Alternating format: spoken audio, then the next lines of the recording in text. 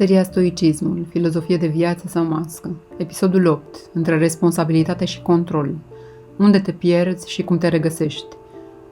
Ni se spune des să ne asumăm, să fim responsabili, să nu mai dăm vina pe alții, să luăm viața în mâini. Dar ce faci când, în numele responsabilității, începi să te învinovățești pentru tot? Când simți că ești de vină și pentru ce nu ai putut preveni și pentru cum a reacționat celălalt și pentru că nu ai știut mai bine și pentru că n-ai fost perfect. Uneori, ceea ce nu e responsabilitate e de fapt control mascat. O încercare de a ține totul în frâu ca să nu doară, ca să nu pierdem, ca să nu fim din nou vulnerabili. Unde se termină responsabilitatea și unde începe controlul? Responsabilitatea reală e lucidă, se uită în interior și întreabă: ce ține de mine? Apoi acționează, clar, asumat. Controlul, în schimb, e neliniștit. Întreabă: ce ar putea merge prost? Cum evit durerea? Cum îi schimb pe ceilalți ca să mă simt în siguranță? Și așa ne pierdem, în grijă obsesivă, în perfecționism, în relații dezechilibrate în care preluăm și partea celuilalt, în epuizare și poate cel mai subtil în overthinking.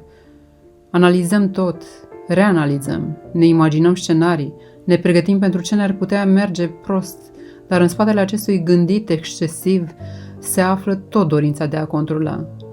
Stoicismul nu cere control, ci discernământ, să vezi ce depinde de tine și ce nu, să acționezi unde ai putere și să lași viața să curgă acolo unde n-ai. Controlul vrea garanții, responsabilitatea oferă prezență, controlul cere siguranță absolută, responsabilitatea cultivă încrederea interioară. Unde te pierzi? Când simți că totul e pe umerii tăi, când nu știi să spui asta nu mi-aparține, când iei deciziile celuilalt ca o vină personală, când vrei să repari tot, să salvezi pe toată lumea, când nu știi să ceri ajutor pentru că trebuie să pot singur, când te pierzi în gânduri nesfârșite sperând că poate așa vei controla ce urmează.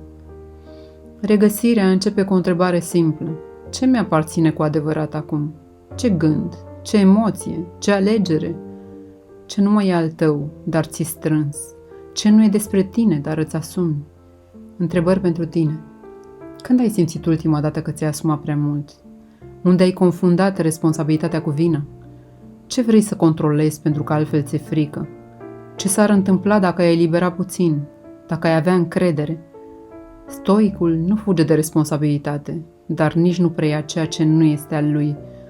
Nu trăiește pentru a controla, ci pentru a răspunde, conștient, clar, viu.